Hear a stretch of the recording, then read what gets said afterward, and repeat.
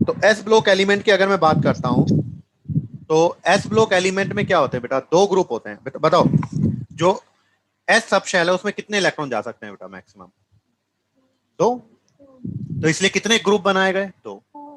P में कितने electron जा सकते हैं मैक्सिमम, पी पी सिक्स। इसलिए पी में कितने ग्रुप बनाए गए, सिक्स। डी में कितने इलेक्ट्रॉन जा सकते हैं मैक्सिमम, इसलिए डी में कितने ग्रुप बनाए गए। आ रहा है बात समझ में, नहीं आ रहा? तो हम लोग सबसे पहले एस ब्लॉक की बात कर रहे हैं, तो एस सब शेल में मैक्सिमम दो इलेक्ट्रॉन जा सकते हैं, इसलिए दो ग्रुप बनाए गए, फर्स्ट ग्रुप और सेकंड ग्रुप। फर्स्ट ग्रुप को बोला गया एल्कली मेटल, और सेकंड ग्रुप को क्या बोला गया बेटा, एल्कलाइन अर्थ मेटल। अब आपको पता है जो एल्कली मेटल होते हैं वो क्या होता है, लीना की होता है, लीना की रब से फरियाद। और जो लीना की रब से फरियाद है वो एक हो गया लिथियम, फिर sodium, potassium, rubidium, caesium and francium. और फ्रॉन्शियम कैसा होता है, रेडियो एक्टिव। मैंने बताया था ना 82 के बाद लगभग जितने भी एलिमेंट है सारे क्या है, रेडियो एक्टिव। कोई दिक्कत? ऐसे ही बेटा मांगे कार स्कूटर बाप राजी। तो beryllium, magnesium, calcium, strontium, barium and radium. Radium भी क्या होता है, रेडियो एक्टिव। आप लोग अपनी वॉच देखते हैं जो नाइट में भी टाइम दिखाती है, ग्रीन कलर की आती है जो लाइट में दिखाती है, तो वो ग्रीन कलर वाला जो होता है वो क्या होता है, रेडियम होता है। क्लियर है? अब इनके इलेक्ट्रॉनिक कॉन्फ़िगरेशन की बात करें तो इलेक्ट्रॉनिक कॉन्फ़िगरेशन कैसे लिखोगे, देखो। सबसे पहले लिख दो हीलियम, नियोन, आर्गन, हीना, नीना और करीना सिनेमा की रानी, लिख दिया। अब देखो लिथियम 3 नंबर पर आ रहा है, हीलियम कितना हो गया, दो हीलियम के पास हो गया, तो इसको लिख सकता हूँ 1s2 2s1 3 नंबर के लिए। अब 1s2 को क्या लिख दिया, हीलियम, तो ये क्या बन गया 2s1। फिर क्या आ जाएगा 3s1, 4s1, 5s1, 6s1।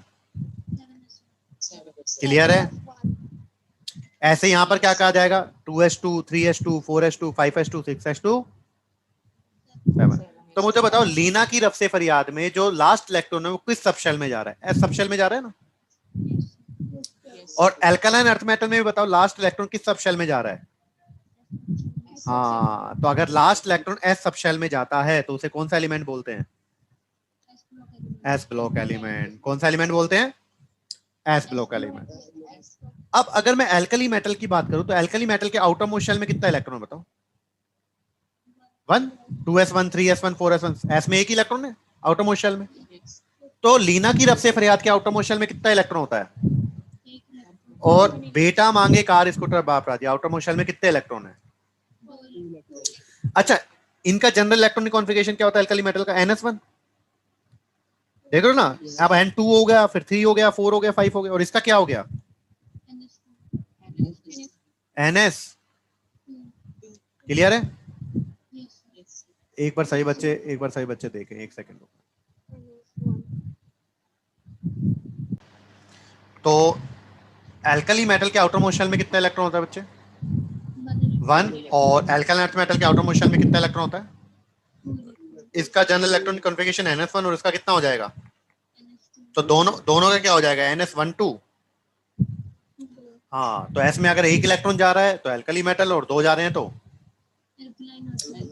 बताओ एस ब्लॉक एलिमेंट में जो लास्ट इलेक्ट्रॉन एंटर करता है वो किस सबशेल में एंटर करता है, बहुत बढ़िया। जनरल इलेक्ट्रॉनिक कॉन्फ़िगरेशन क्या हो गया, NS1 to 2, और उससे पहले इनर्ट गैस है, कोई दिक्कत नहीं है। अब बताओ इनके आउटर मोस्ट शेल में कितना इलेक्ट्रॉन है, एल्कली मेटल के आउटर मोस्ट शेल में एक इलेक्ट्रॉन है। अब जैसे सोडियम है, मान लीजिए सोडियम, सोडियम कितने नंबर पर आता है बच्चे, 11। तो सोडियम 11 नंबर पर आता है, तो क्या लिखता हूं इसको, 2, 8। अगर सोचो सोडियम एक इलेक्ट्रॉन निकाल दे, अगर सोडियम, तो इसके आउटर मोस्ट शेल में कितना इलेक्ट्रॉन हो जाएगा, तो स्टेबल हो जाएगा, हाँ या ना। तो जितने भी एल्कली मेटल है इनके आउटर मोस्ट शेल में एक इलेक्ट्रॉन है, तो ये क्या चाहते हैं, जल्दी से जल्दी हमें एक इलेक्ट्रॉन निकाल दें, और एक इलेक्ट्रॉन निकाल दें ताकि स्टेबल हो जाए। तो ये जितने भी लीना की तरफ से फरियाद हैं सभी एक इलेक्ट्रॉन निकालना और जल्दी से जल्दी इलेक्ट्रॉन निकालना चाहते हैं ताकि स्टेबल हो जाए। तो मेटल क्या करते हैं, इलेक्ट्रॉन देते हैं या निकालते हैं, हाँ एक ही बात है, देते हैं या निकालना। तो मेटल इलेक्ट्रॉन निकालते हैं, तो ये भी तो बताओ एक आउटर मोशन में एक इलेक्ट्रॉन, ये भी तो अपना इलेक्ट्रॉन निकालना। हाँ, तो ये भी कैसे है, मेटल है कि नहीं है। तो इन्हें एल्कली मेटल में मेटल क्यों बोला गया, समझ में आया? Yes. अच्छा, इनमें बताओ, इनके आउटर मोस्ट शेल में बीटा मांगे कार स्कूटर, इनके आउटर मोस्ट शेल में कितने इलेक्ट्रॉन है? 2। तो ये भी चाहते हैं कि मैं जल्दी से जल्दी 2 इलेक्ट्रॉन, ताकि स्टेबल हो जाऊं। क्लियर है? तो ये भी मेटल है और ये भी मेटल है, क्योंकि एक इलेक्ट्रॉन निकाल रहे हैं, 2 इलेक्ट्रॉन निकाल रहे हैं, कोई दिक्कत। एल्कली क्यों बोला? एल्कली इसलिए बोला क्योंकि इनके ऑक्साइड और हाइड्रोक्साइड बेसिक नेचर के होते हैं। अब जैसे सोडियम का ऑक्साइड लेता हूँ, सोडियम का ऑक्साइड होता है Na2O, और हाइड्रोक्साइड क्या होता है? और आपको बताओ ये ऑक्साइड और हाइड्रोक्साइड किस नेचर के हैं? अच्छा, कैल्शियम का हाइड्रोक्साइड बताओ। तो इनको एल्कली क्यों बोलते हैं? क्योंकि इनके ऑक्साइड और हाइड्रोक्साइड किस नेचर के होते हैं? हाँ, तो जल्दी से बताओ, एल्कली मेटल में मेटल क्यों बोला गया? क्योंकि ये इलेक्ट्रॉन लूज कर रहे हैं। और एल्कली क्यों बोला गया? क्योंकि इनके ऑक्साइड और हाइड्रोक्साइड एल्कलाइन नेचर के होते हैं। एल्कलाइन अर्थ मेटल में देखो, एल्कलाइन तो सेम है, मेटल भी सेम है, सिर्फ क्या डिफरेंस है? तो इन्हें अर्थ एल्कलाइन अर्थ मेटल क्यों बोलते हैं? क्योंकि ये सबसे पहले अर्थ क्रस्ट से मिले थे। कहां से मिले थे? कहां से मिले थे? अर्थ क्रस्ट से। क्लियर है? कोई दिक्कत? अब सुनना ध्यान से, जो बेरिलियम होता है, जो देखो ये सारे तो इनके ऑक्साइड और हाइड्रोक्साइड कैसे होते हैं? बेसिक। लेकिन अगर जो बेरिलियम का ऑक्साइड और जो बेरिलियम का हाइड्रोक्साइड है वो एम्फोटेरिक होता है। कैसा होता है? तो अगर बताओ ये अब एम्फोटेरिक है तो एल्कलाइन बोलूंगा क्या इसको? तो बेरिलियम को एल्कलाइन अर्थ मेटल, बेरिलियम को एल्कलाइन अर्थ मेटल क्यों नहीं बोलते? बेरिलियम को एल्कलाइन अर्थ मेटल क्योंकि इसका ऑक्साइड और हाइड्रोक्साइड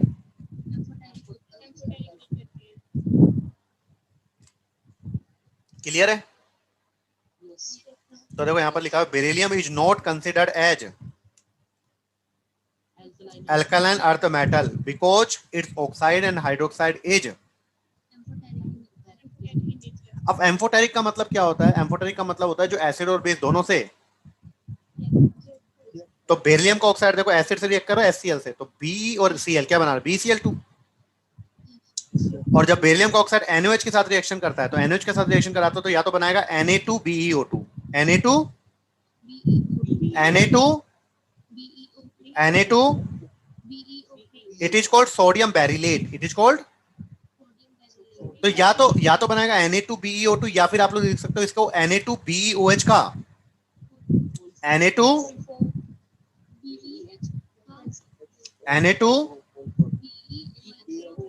तो दोनों एक ही बात है। आप देख लेना ऑप्शन में क्या दिया हुआ है।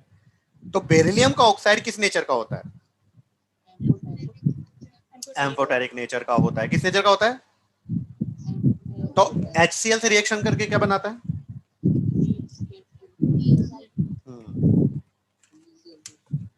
और NaOH के साथ रिएक्ट करके क्या बनाता है?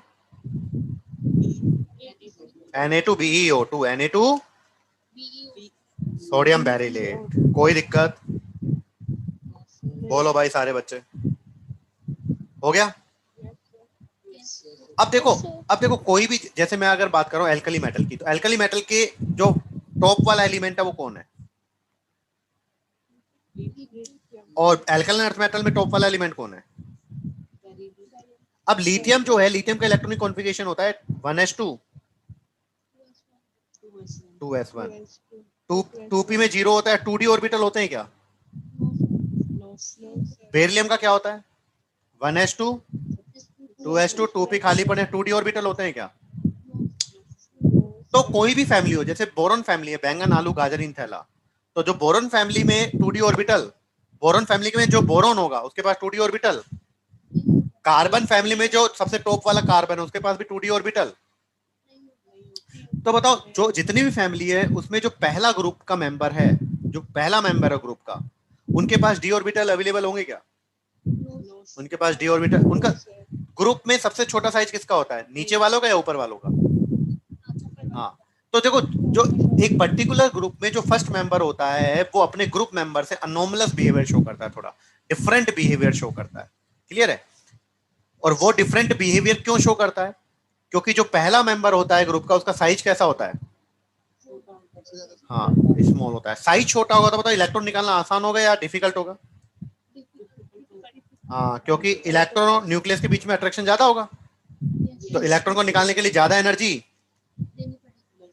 हाँ, तो जो फर्स्ट मेंबर ऑफ ग्रुप है इसका साइज छोटा है, आयोनाइजेशन एनर्जी काफी ज्यादा है और डी ऑर्बिटल एब्सेंट है।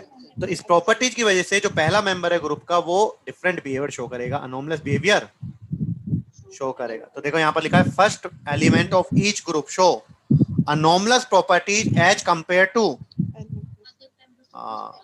Due to small size, high ionisation energy and absence of. बेटा सही बच्चे ट्राई करें बोले, क्योंकि लिखना कुछ नहीं है अभी आपको। तो सही बच्चे बोले कि जितना मैं बोल रहा हूं उतना बोले, मुझे याद है, याद किसको करना है? हाँ, तो मुझे सुने, इनऑर्गेनिक केमिस्ट्री याद करने का एक ही तरीका है, जितना आप मेरे साथ नहीं बोलोगे तो फिर कुछ नहीं होगा। क्लियर है? तो फिर मत कहना सर हमको याद नहीं हो। मैं ट्राई करा रहा हूं, अब मैं आप लोगों को एनसीईआरटी भी लेता चल रहा हूं साथ साथ और कंपटीशन भी लेता जाऊं। क्लियर है? तो एनसीईआरटी भी साथ साथ पढ़ाऊंगा और कंपटीशन भी साथ साथ लूंगा, ताकि आप लोगों को एनसीईआरटी अलग से पढ़ने की जरूरत। क्लियर है? तो यहां तक अभी तक जितना पढ़ा है उसमें कोई प्रॉब्लम? चले, तो देखो अभी तक जो इस पैराग्राफ में लिखा हो सारा मैंने साइड में लिख दिया था। जो एल्कली मेटल होता है वो कौन कौन सा होता है? लीना की। और एल्कलाइन अर्थ मेटल कौन होते हैं बेटा? क्या बेरिलियम को एल्कलाइन अर्थ मेटल बोलते हैं? क्यों नहीं बोलते हैं? एम्फोटेरिक नेचर के होते हैं। एल्कलाइन अर्थ मेटल में अर्थ आ रहा है, वो क्या डिनोट कर रहा है? क्योंकि वो अर्थ क्रस्ट से मिले थे। किससे मिले थे? क्लियर है? अब एल्कली मेटल में सबसे ज्यादा जो अबंडेंट होता है वो किसका होता है? Sodium and potassium are abundant and lithium, rubidium and caesium have much lower. तो एल्कली मेटल में सबसे ज्यादा जो अबंडेंस है अर्थ क्रस्ट पर वो किसका है? लिथियम, रुबेडियम और जो सीजियम होता है वो बहुत ही कम। फ्रोंशियम आपको बताया था कैसा होता है? रेडियो एक्टिव है ना। और it's longest life isotope is, तो फ्रोंशियम का वो आइसोटोप जिसका एटॉमिक मास, जिसका मास नंबर कितना है? 223। उसकी जो हाफ लाइफ होती है वो सबसे ज्यादा होती है, और वो भी कितने मिनट? देखो ये भी सबसे ज्यादा है। मतलब जो दूसरे आइसोटोप है उनकी तो और भी। क्लियर है? Calcium and magnesium rank 5th and 6th in abundance respective in the earth. तो जो कैल्शियम और मैग्नीशियम है उसका कौन सा है? 5th। और इनसे पहले कौन कौन है? इनसे पहले कौन कौन है? तो अर्थ क्रस्ट में अगर बायोमास की बात करूं, किसकी बात करूं, तो सबसे ज्यादा पाया जाता है O2। क्या पाया जाता है? फिर पाया जाता है सिलिकॉन, और फिर पाया जाता है, तो सबसे ज्यादा O2, फिर सिलिकॉन, और 5th और 6th नंबर पर कौन है? 5th नंबर पर कैल्शियम और 6th नंबर पर। तो इतना याद करने की जरूरत नहीं, आपको तो फर्स्ट सेकंड थर्ड पर पता होना चाहिए। बायोमास सबसे ज्यादा कौन है अर्थ पर? ऑक्सीजन, उसके बाद, और उसके बाद। क्लियर है? तो देख लो भगवान ने तो ऑक्सीजन की कमी छोड़ी थी क्या? देख लो भाई, हमारे लिविंग सिस्टम के लिए जरूरी है ऑक्सीजन, तो भगवान ने तो पूरी दी है। लेकिन हमारी एक्टिविटी ऐसी रही है जिसकी वजह से आज ऑक्सीजन सिलेंडर की इतनी कमी हो रही है। आ रहा है बात समझ में? नहीं आ रहा है कि हमको ऑक्सीजन के भी पैसे देने पड़ रहे हैं, है ना। तो प्लांटेशन का कितना इंपॉर्टेंट रोल है लाइफ में, ये आपको समझ में आ रहा होगा, है ना। नेक्स्ट आ रहा है strontium and barium have much lower abundance. Beryllium is rare and radium is the, तो बेरिलियम भी बहुत कम मिलता है और रेडियम तो भैया कैसा है? रेयरेस्ट है। जनरल इलेक्ट्रॉन कॉन्फ़िगरेशन पता लग गया, अल्कली का NS1 और इसका NS, ओवरऑल क्या हो जाएगा? NS12। यही बताया था मैंने आपको। अब मैं आपको बता चुका हूं डायगोनल रिलेशनशिप। सेकंड पीरियड के एलिमेंट थर्ड पीरियड के एलिमेंट के साथ कौन से रिलेशनशिप शो करते हैं? Diagonal relationship. मतलब देखो सेकंड पीरियड के लिखे lithium, beryllium, boron, carbon. Third period का लिखा सोडियम, मैग्नीशियम, एल्यूमिनियम। अब जो लिथियम की जो प्रॉपर्टी है वो किससे मैच करती हैं? बेरिलियम की, बोरॉन की। अब आगे वाले डायगोनल रिलेशनशिप शो नहीं करेंगे, सिर्फ ये तीन वाले ही करते हैं। क्लियर है? तो तो जो लिथियम है वो किसके डायगोनली है? मैग्नीशियम के। तो इसलिए हम लोगों ने इसको क्या बोला, डायगोनल रिलेशनशिप। तो लिथियम डायगोनल रिलेशनशिप किसके साथ शो करता है?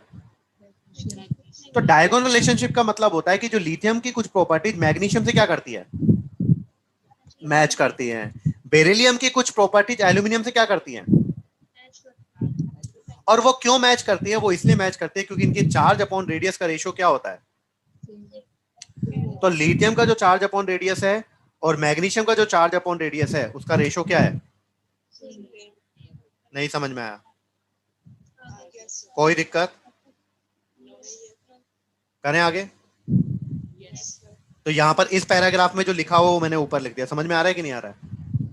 तो अब समझ में आया। पैराग्राफ का कंक्लूजन में साइड में लिख दूंगा, है ना? तो यहां तक आप लोगों को पैराग्राफ लिख दिया। Monovalent sodium and potassium ion and divalent magnesium and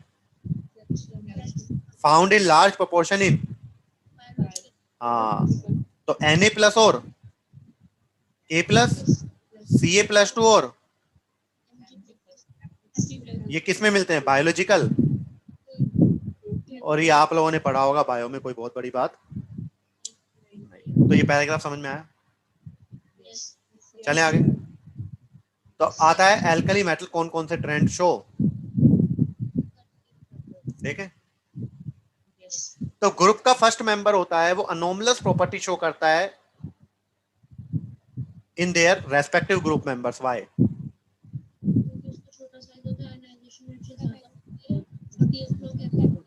बहुत बढ़िया, क्लियर है। अगर मैं पूछूं कि बोरॉन फैमिली में बोरॉन अनोमलस प्रॉपर्टीज क्यों शो करता है? यही रीजन। कार्बन क्यों करता है? यही रीजन। नाइट्रोजन क्यों करता है? यही रीजन। समझ में आया कि नहीं आया? मतलब भाई जितनी भी फैमिली पढ़ने वाला हूँ यही चीज चलने वाली है। अब देखो, अगर मैं बात करता हूँ एटॉमिक रेडियस की, तो देखो मैं लीना की रब से फरियाद की बात कर रहा हूँ। तो जब लीना की रब से फरियाद की बात कर रहा हूँ तो लीना क्या होगा? लिथियम 3 नंबर पर आता है, तो ये क्या होता है? 2,1। ये क्या होता है? 2,8, ऐसे पोटेशियम क्या होगा? 2,8,8,1। तो देखो नीचे जाऊंगा तो नंबर ऑफ शेल बढ़ रहे हैं। यहाँ पर देखो कितने शेल हैं? 2। यहाँ पर पोटेशियम में, तो नीचे जाने पर नंबर ऑफ शेल क्या हो रहे हैं? और नंबर ऑफ शेल इंक्रीज हो रहे हैं तो क्या होगा? साइज बढ़ जाएगा। सर बहुत डिफिकल्ट था। तो नीचे जाने पर साइज क्या होगा? बढ़ेगा। तो एटॉमिक रेडियस नीचे जाने पर क्या होगी? देखो बढ़ेगी। तो लीना की रब से फरियाद, कोई दिक्कत? अच्छा, फरियाद क्यों नहीं ले रहे? जो रेडियो एक्टिव एलिमेंट है उनकी प्रॉपर्टीज हम लोग सही से डिफाइन नहीं कर पाते हैं। कई रेडियो एक्टिव एलिमेंट तो ऐसे हैं जिनकी प्रॉपर्टीज अभी तक नहीं पता हम लोगों को, तो इसलिए फ्रॉन्चम को मैं इन्वॉल्व। अब बताओ आयनाइजेशन एनर्जी क्या होता है? आयनाइजेशन एनर्जी भाई इलेक्ट्रॉन को निकालने के लिए जितनी एनर्जी चाहिए। तो बताओ जब मैं ऊपर से नीचे जाऊंगा तो साइज क्या होगा? अब साइज बढ़ेगा तो नीचे वालों की अगर मैं बात करूं तो साइज बढ़ेगा, तो न्यूक्लियस से आउटर मोस्ट शेल के इलेक्ट्रॉन की डिस्टेंस क्या हो जाएगी? और डिस्टेंस ज्यादा हो गई तो अट्रैक्शन क्या हो गया? तो आउटर मोस्ट शेल का इलेक्ट्रॉन निकालना, तो कौन इलेक्ट्रॉन आसानी से निकाल दे? ऊपर वाले या नीचे वाले? हाँ, तो ऊपर वाले इलेक्ट्रॉन को निकालने के लिए ज्यादा एनर्जी चाहिए, जबकि नीचे वाले इलेक्ट्रॉन को निकालने के लिए, तो ऊपर से नीचे जाने पर आयोनाइजेशन एनर्जी हो गया। लीना की रब से फरियाद, देखो हो गया डिक्रीज। कर सकते हो कि नहीं कर सकते हो? नेक्स्ट बताओ, जब मैं ऊपर से नीचे जा रहा हूं तो कौन जल्दी इलेक्ट्रॉन निकाल रहे हैं? ऊपर वाले या नीचे वाले? अच्छा, एक अच्छा मेटल कौन है जो जल्दी इलेक्ट्रॉन निकाले? तो कौन जल्दी इलेक्ट्रॉन निकाल रहा है? ऊपर वाले नीचे वाले? तो किसका मेटेलिक कैरेक्टर ज्यादा है? तो देखो नीचे जाने पर मेटेलिक प्रॉपर्टी बढ़ रही है। लीना की रब से नीचे जाने पर बढ़ रही है। अब देखो फोटो इलेक्ट्रिक सेल पढ़े आपने? फोटो इलेक्ट्रिक सेल में क्या होता था? मेटल लेते थे और यहाँ से फोटोन आते थे, और ये फोटोन आते थे तो ये क्या निकालेंगे? इलेक्ट्रॉन। और इलेक्ट्रॉन निकालेगा तो इलेक्ट्रॉन जब निकलेगा तो मूव करेगा, और मूव करेगा तो इलेक्ट्रिसिटी क्या होगी? आया समझ में? तो फोटोन आ रहा है, स्ट्राइक कर रहा है, इलेक्ट्रॉन इजेक्ट हो रहा है, मूव कर रहा है, और इलेक्ट्रिसिटी क्या हो रही है? तो मुझे बताओ कि भैया जब मैं मेटल के ऊपर फोटोन को डालूंगा तो इलेक्ट्रॉन को निकालने के लिए एक मिनिमम एनर्जी चाहिए ना। तो इन सभी में से बताओ लीना की रब से फरियाद में से कौन सा मेटल लू जो जल्दी इलेक्ट्रॉन निकाल देगा? हाँ, तो अगर मैंने फोटो इलेक्ट्रिक सेल सीजीएम का बना दिया तो इलेक्ट्रिसिटी जल्दी मिल जाएगी कम एनर्जी में। तो जनरली जो फोटो इलेक्ट्रिक सेल बनाते हैं वो किसके बनाते हैं? पोटेशियम और, नहीं समझ में आया सर। नेक्स्ट बताओ, ऊपर से नीचे जाने पर कौन जल्दी इलेक्ट्रॉन निकाल रहा है? नीचे वाला। तो किस पर पॉजिटिव चार्ज जल्दी आएगा?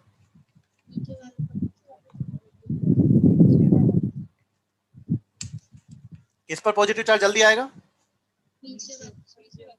तो कौन ज्यादा इलेक्ट्रो पॉजिटिव होगा? भाई इलेक्ट्रॉन निकालूंगा तो पॉजिटिव चार्ज आएगा, नीचे वाले जल्दी निकाल रहे हैं तो इलेक्ट्रो पॉजिटिव ज्यादा होंगे। तो नीचे जाने पर इलेक्ट्रो पॉजिटिव कैरेक्टर,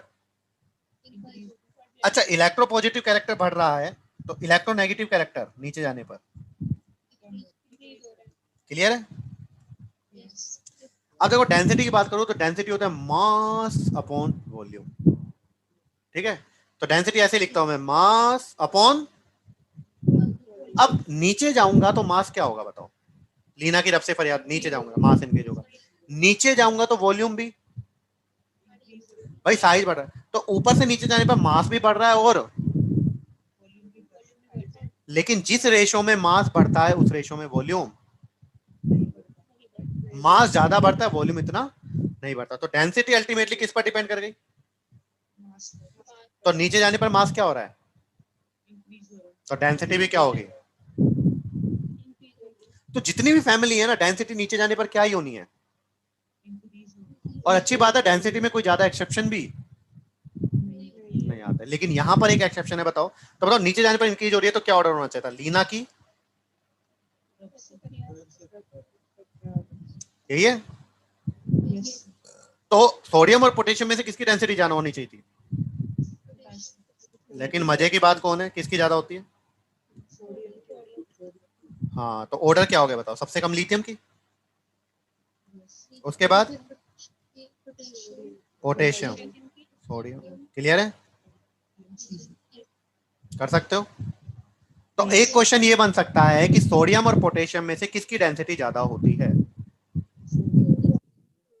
किसकी ज्यादा होती है? किसकी ज्यादा होती है? सोडियम की। तो अगर मैं बोल रहा हूं कि potassium is lighter than sodium, it is true और फॉल्स?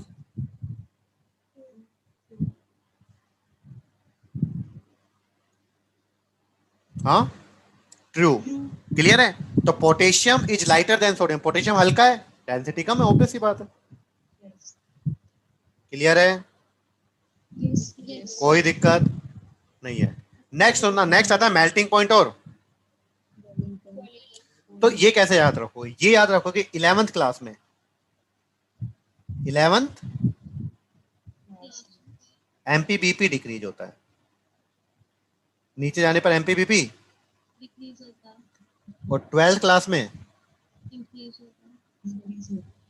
भाई 12th क्लास बोर्ड क्लास होती है ना, बीपी बढ़ जाता है अपना सुनते ही। हाँ या ना यार सर, एमपीबीपी।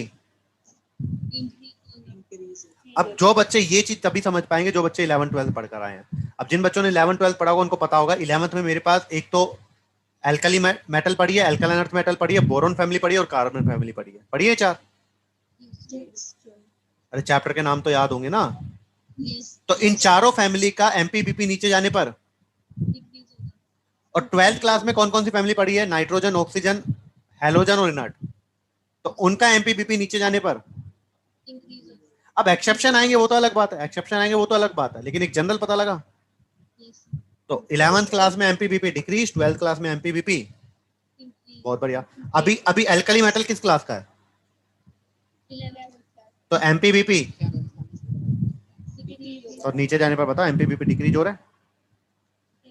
सॉफ्टनेस की बात करूं तो नीचे जाने पर सॉफ्टनेस क्या होती है? तो लिथियम से सीजियम तक सबसे ज्यादा सॉफ्ट कौन है?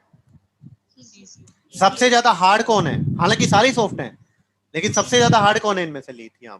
अब आप लोग पढ़कर आए, ऐसी दो मेटल बताओ, 10th क्लास में क्वेश्चन पढ़ाते थे टीचर, ऐसी दो मेटल बताओ जिसको नाइफ से कट किया जा सकता है ना? और हम लोग खुश होके बताते थे सोडियम और पोटेशियम, क्योंकि भैया 10th क्लास तक 20 तक एलिमेंट पता था हम लोगों को। उससे भी सॉफ्ट रुबेडियम है, उससे भी सॉफ्ट सीजियम। समझ में आया कि नहीं आया? अब बताओ इनके आउटर मोशन में, एल्कली मेटल के आउटर मोशन में कितने इलेक्ट्रॉन होते हैं? तो एक इलेक्ट्रॉन निकाल देंगे तो क्या होगी ऑक्सीडेशन स्टेट? क्लियर है? +1। भाई लीना की रब से फरियाद, आउटर मोशन में एक इलेक्ट्रॉन निकाल देंगे तो क्या हो जाएगा? +1। तो Li plus Na plus K plus Rb plus Cgm plus, बताओ लीना की रब से फरियाद की ऑक्सीडेशन स्टेट +1 के अलावा कोई और हो सकती है? They always show +1।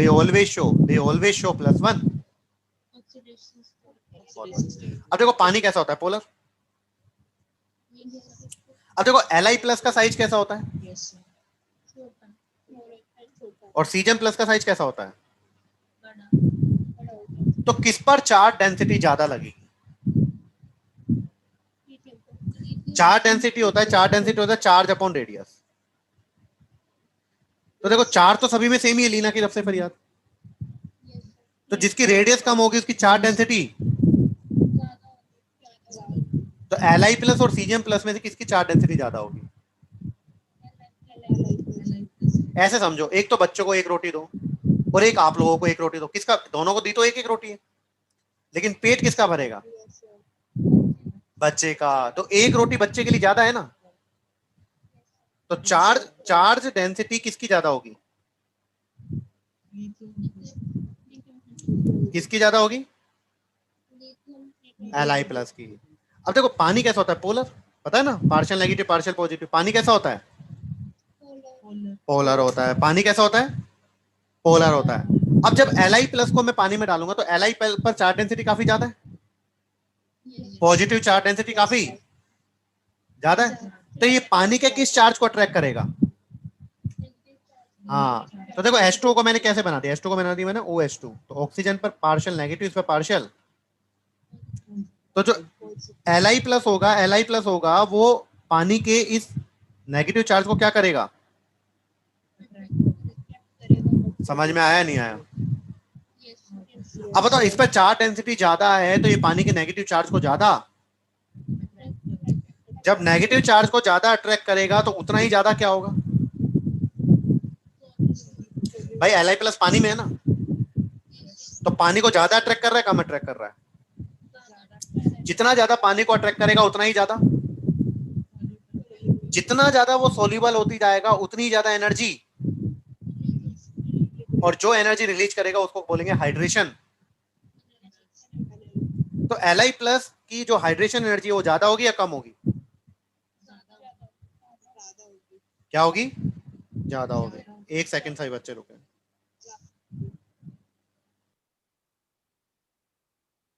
चलिए, तो यहां पर हम लोग बात कर रहे हैं बेटा हाइड्रेशन एनर्जी की। तो हाइड्रेशन एनर्जी मैंने क्या कहा? Li प्लस का साइज छोटा होगा, और छोटा होगा तो चार्ज डेंसिटी क्या होगी बेटा? ज्यादा होगी, तो पानी को ज्यादा अट्रैक्ट करेगा, तो ज्यादा घुलेगा, तो ज्यादा एनर्जी,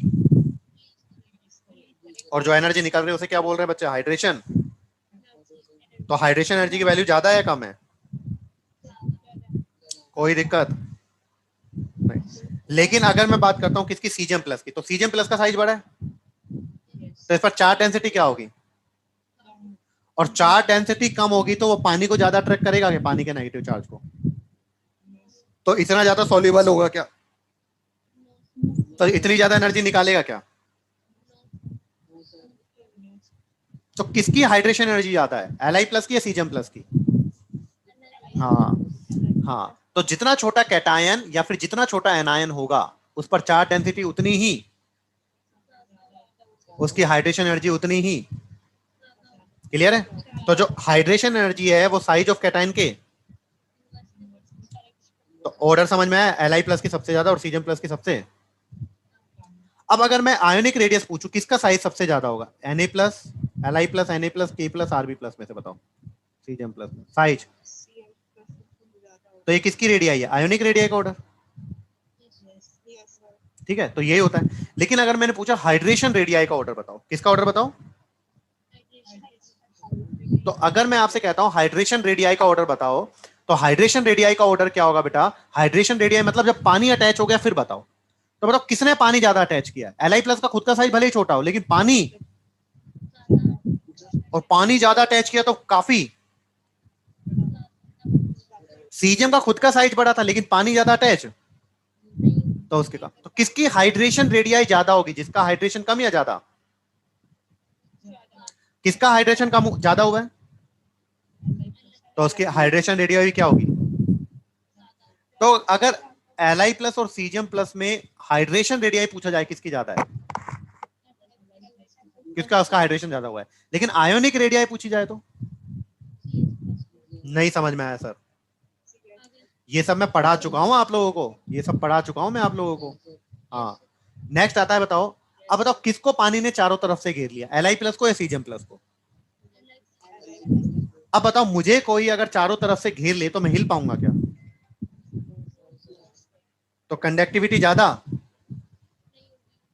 लेकिन अगर कोई मुझे नहीं घेरेगा तो मैं इजीली मूव करूंगा। तो बताओ पानी में Li प्लस और सीजियम प्लस में से कौन इजीली मूव कर पाएगा, तो किसकी कंडक्टिविटी ज्यादा होगी। हाँ, तो कंडक्टिविटी का ऑर्डर पूछा गया तो समझ में आ गया, नहीं समझ में आया सर। नेक्स्ट आता है, आपको पता है जो मेटल होते हैं वो फ्लेम कलर शो करते हैं, तो लिथियम कौन सा फ्लेम कलर शो करता है, क्रिम्सन रेड। Sodium, potassium. अब देखो पोटेशियम, रुबेडियम और सीजियम तीनों ही वोयलेट कर रहे हैं, लेकिन ये वोयलेट रुबेडियम से देखो रेड की फीलिंग आ रही है, आर आर रेड वोयलेट, और सीजियम कौन सा, तो जल्दी से बोलो, जल्दी से बोलो, लिथियम कौन सा, सोडियम,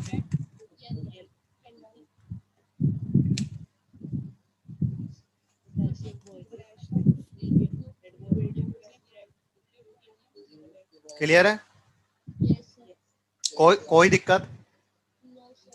अब सुना, फ्लेम कलर शो क्यों शो करते हैं, मैंने बताया था एक लेबोरेटरी में बंसन बर्नर होता है, तो इसकी ये जो फ्लेम होती है इसे बोलते हैं बंसन फ्लेम। इस पर जब मैं सोडियम को लेकर जाऊंगा तो क्या होंगे, उनके इलेक्ट्रॉन जो होंगे आउटरमोस्ट शेल के इलेक्ट्रॉन वो एक्साइट हो जाएंगे, तो लो एनर्जी स्टेट से हाई एनर्जी स्टेट में चले जाएंगे, वहां पर अनस्टेबल होंगे, वापस से हाई से कहां पर आएंगे,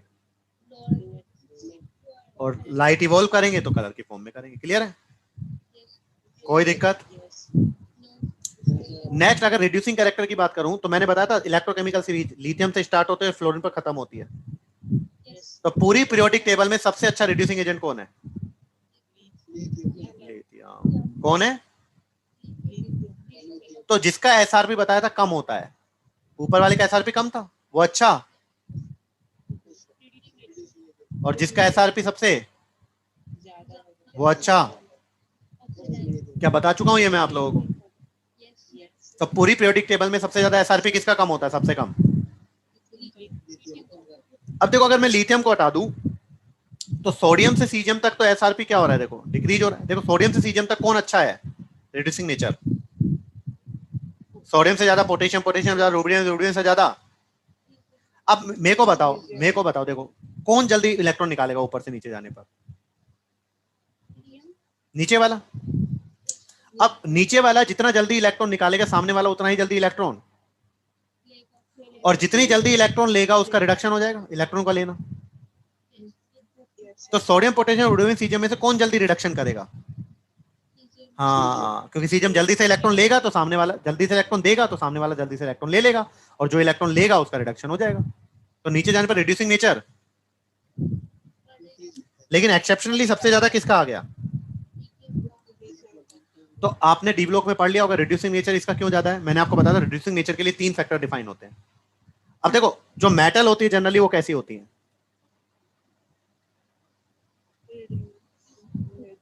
और नॉन मेटल जनरली बताया था। अब मेटल जनरली होती है सॉलिड, तो सॉलिड को सबसे पहले गैस में अगर कन्वर्ट करना है, सॉलिड गैस में अगर कन्वर्ट हो रहा है तो कौन सी एनर्जी, हाँ। अब जो एक आइसोलेटेड गैसेस एटम है इससे इलेक्ट्रॉन निकाल दिया तो कौन सी एनर्जी, और अब ये आयन है इसको पानी में डाल दिया, अभी अभी बताया था, तो कौन सी एनर्जी, हाइड्रेशन। हाँ, तो मेटल होता है सॉलिड, सॉलिड को गैस में कन्वर्ट किया, यस सर, नहीं सब्लिमेशन, फिर गैस से इलेक्ट्रॉन निकाला, और अब जो आयन बना उसको पानी में डाल दिया, कौन सी, हाँ। तो इन तीनों को ऐड करने पर एसआरपी आता है, इसको सब्लिमेशन को, आयोनाइजेशन को, और हाँ। तो देखो सब्लिमेशन, आयनाइजेशन, हाइड्रेशन। अब बताओ सॉलिड को अगर गैस में कन्वर्ट करना है तो एनर्जी अरे देनी पड़ेगी या निकलेगी, हाँ या ना। तो जो सब्लिमेशन एनर्जी होती है वो एंडोथर्मिक प्रोसेस होता है, पॉजिटिव हो गई, देनी पड़ेगी। इलेक्ट्रॉन को निकालना है तो भी एनर्जी देनी पड़ेगी, तो आयनाइजेशन एनर्जी भी कैसी हो गई। लेकिन अगर हाइड्रेशन एनर्जी कुछ भी हो सकती है, लेकिन इनके केस में जनरली क्या होगी, नेगेटिव। भाई Li+ को डाला था तो ज्यादा घुला था ना, तो ये कैसी है। तो इन तीनों को ऐड करने पर जितना ज्यादा नेगेटिव आएगा वो उतना अच्छा SRP, वो उतना ही अच्छा रिड्यूसिंग एजेंट होगा। क्लियर है। तो जो Li+ है, जो Li+ है उसका हाइड्रेशन एनर्जी इतना ज्यादा निकल जाता है कि वो किसको कंपनसेट कर लेता है, सब्लिमेशन। और तो डेल्टा H की वैल्यू काफी ज्यादा नेगेटिव आ जाती है, तो ये अच्छा रिड्यूसिंग। तो अगर आपसे पूछा जाए लिथियम एक अच्छा रिड्यूसिंग एजेंट है, वाई, तो क्या रीजन दोगे। हाँ, उसकी हाइड्रेशन एनर्जी इतनी ज्यादा निकल जाती है कि वो सब्लिमेशन आयनाइजेशन को क्या कर ले, कंपनसेट कर देती है। क्लियर है, कोई दिक्कत। चलें आगे, नहीं समझ में आया सर। तो यहाँ पर देखो ये सारी प्रॉपर्टीज आप लोग पढ़ सकते हो। देखो तो बताओ जल्दी से, एटॉमिक रेडियस नीचे जाने पर कोई एक्सेप्शन था क्या। नहीं सर, एक सेकंड रुको। आयनाइजेशन एनर्जी बताओ क्या होती है नीचे जाने पर, डिक्रीज। हाइड्रेशन एनर्जी क्या होती है, अरे वेरी गुड, डिक्रीज। जितना छोटा कैटायन होगा हाइड्रेशन एनर्जी उतनी ही। अच्छा एक और सब देखो, जो लिथियम होता है वो हाइड्रेट फॉर्म करता है, तो LiCl डॉट। तो जो LiCl होता है वो कितने वाटर मॉलिक्यूल को एब्जॉर्ब करता है, क्योंकि लिथियम की हाइड्रेशन एनर्जी काफी। समझ में आया। अगर आपके पास NaCl होता, तो ये कैसे नेचर का होता है, हाइग्रोस्कोपिक। हाइग्रोस्कोपिक का मतलब होता है वाटर को एब्जॉर्ब करना। लेकिन जो आपका आपका घर पर नमक होता है NaCl, क्या वो खराब होता है क्या। क्या आपने देखा है कि एक डिब्बे में सर मैंने नमक भर के रखा और सर 2 दिन बाद देखा वो तो गीला गीला हो गया, हुआ है क्या ऐसा कभी। तो क्या वो मॉइस्चर को एब्जॉर्ब करता है क्या। तो सिर्फ लिथियम का क्लोराइड ही हाइग्रोस्कोपिक नेचर का होता है, सोडियम पोटेशियम रुबिडियम सीजियम इनके क्लोराइड हाइग्रोस्कोपिक नेचर के, ये पानी को एब्जॉर्ब। सर हमारे घर पर तो सर नमक रखा होता वो तो खराब हो गया, तो भैया आप जो नमक लेकर आए हो वो घटिया क्वालिटी का होगा, फिर उसमें इंप्योरिटी होंगी। तो अगर NaCl में इंप्योरिटी है तो वो तो तब तो वो मॉइस्चर को एब्जॉर्ब। हाँ, लेकिन अगर अच्छा क्वालिटी का नमक लाओगे, टाटा क्वालिटी का नमक लाओगे, टाटा वाला, तो वो प्योर होता है अच्छे से, तो वो मॉइस्चर को एब्जॉर्ब। बहुत बढ़िया, क्लियर है ना। अब तोता नमक लाओगे तो वो कर ही लेगा भाई, वो सही से प्योरीफाई नहीं होगा। क्लियर है। तो LiCl क्या बनाता है, .2H2 NaCl बनाएगा, KCl बनाएगा, RbCl बनाएगा। क्लियर है। और मैंने आपको बता दिया पोटेशियम और सोडियम में से किसकी डेंसिटी ज्यादा होती है, सोडियम की। क्लियर है। और alkali metal different different colour show करते हैं। अब देखो यहाँ पर लिखा हुआ है alkali metal can be detected by their respective flame. तो अगर पांचों एल्कली मेटल दी गई और पूछा गया कि भैया बताओ ये कौन कौन सी है, आपको आपके टीचर ने नहीं बताया, तो आप फ्लेम टेस्ट कर लो। क्रिम्सन रेड कलर आ रहा है तो सर लिथियम बता दो, सर ये लिथियम है। ब्लू कलर आ रहा है तो बोल दो सर ये सीजियम है, तो फ्लेम टेस्ट से पहचान सकते हैं। अब फ्लेम के टेस्टेड और कैसे कैसे डिटरमाइन कर सकते हैं इनको, फ्लेम, फोटोमेट्री से भी, और एटॉमिक एडजॉर्प्शन। मैंने आपको बताया भी था, आपको याद करो, जितने भी एटम्स होते हैं उनके जो एडजॉर्प्शन स्पेक्ट्रम बनते हैं वो अलग अलग बनते हैं, पता था एटॉमिक स्ट्रक्चर में कि, और उस टेक्निक को बोलते हैं स्पेक्ट्रोस्कोपी। मैंने कहा था कि जो स्पेक्ट्रम होते हैं वो सभी के अलग अलग बनते हैं, तो वो फिंगरप्रिंट्स की तरह काम करता है एटम के। जैसे हमारे हमारे हमारे थंब के जो फिंगरप्रिंट्स होते हैं, जो हमारे फिंगरप्रिंट्स होते हैं वो सभी के सेम होते हैं, अलग अलग होते हैं। हाँ, ऐसे ही एटम्स के जब एब्जॉर्प्शन स्पेक्ट्रम बनाते हैं तो वो भी सभी एटम्स के लिए क्या होते हैं, अलग अलग होते हैं। क्लियर है, पढ़ सकते हो ये बता दिया। सीजियम और पोटेशियम का यूज किसमें किया जाता है, क्यों, क्योंकि ये इजीली इलेक्ट्रॉन्स एमिट कर देते हैं। अब बताओ जो एल्कली मेटल्स होता है आपको पता है वो कैरोसिन ऑयल में डिप करके रखते हैं, पता है ना। जो सोडियम पोटेशियम रुबिडियम इनको कैरोसिन ऑयल में डिप करके रखते हैं, क्यों कैरोसिन ऑयल में डिप करके रखते हैं, क्योंकि क्योंकि ये काफी ज्यादा रिएक्टिव हो जाते हैं, काफी ज्यादा क्या होते हैं, रिएक्टिव हो जाते हैं। ये एनवायरनमेंट की एयर से भी रिएक्ट कर जाते हैं, मॉइस्चर से भी रिएक्ट कर जाते हैं, इतने ज्यादा रिएक्टिव होते हैं। क्यों? क्योंकि भैया सोडियम के आउटर मोस्ट शेल में कितना इलेक्ट्रॉन है? तो भैया ये तो चाहेगा ना कि मैं जल्दी से एक इलेक्ट्रॉन निकाल दूं और मजे में आ जाऊं। अब जब ये एक इलेक्ट्रॉन निकालेगा तो सामने वाला लेगा ना, तो रिएक्शन हो जाएगी कि नहीं हो जाएगी? हाँ, तो एल्कली मेटल्स क्या होते हैं, काफी ज्यादा, इसलिए इनको कैरोसिन ऑयल में डिप कर रखा जाता है। तो कैरोसिन ऑयल में डूब जाते हैं तो इनका बाहर के एटमॉस्फेयर से कांटेक्ट क्या हो गया, खत्म। क्लियर है? तो स्टोर कर सकते हैं। लेकिन जो लिथियम होता है वो हल्का होता है। क्या होता है? हल्का होगा तो फ्लोट करेगा कैरोसिन ऑयल पर, और फ्लोट करेगा फिर तो एयर से रिएक्ट नहीं। समझ में आया? कर लोगे? तो अब लिथियम को कैरोसिन ऑयल में रख सकता हूं क्या? तो लिथियम को किस में रखते हैं? पैराफिन वैक्स में लपेट कर रखते हैं। जो आपका मोम होता है ना, मोम, तो मोम में लपेट कर रखते हैं। किस में लपेट कर रखते हैं? हाँ, तो lithium is wrapped in paraffin wax, है ना, पैराफिन वैक्स में लपेट कर रखते हैं। कोई दिक्कत? सर बहुत डिफिकल्ट था। अब रिएक्टिविटी देख रहे हैं, देखो केमिकल रिएक्टिविटी टुवर्ड्स।